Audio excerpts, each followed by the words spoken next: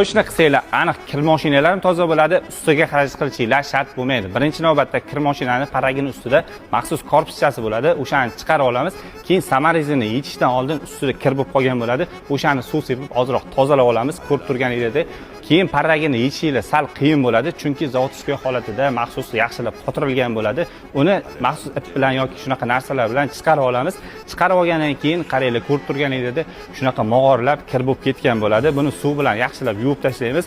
Bundan tashqari yana oddiygina tish shotkasi bilan yaxshilab ichlarini tozalab yuvganingizdan keyin pastki qismi ham shunaqa qora musor kirlarga to'lib ketgan bo'ladi. Uni ham yaxshilab yuvib tashlaymiz. Keyin maxsus shotka bilan ichini yaxshilab tozalab tashlaymiz.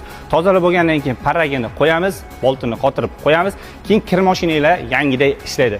Videomiz yoqqan bo'lsa bitta like bosib, obuna bo'lib qo'yinglar. Videoni yo'qotib qo'ymaslik uchun saqlab qo'yamiz. Videoni yaqinlarga yuborib qo'ying.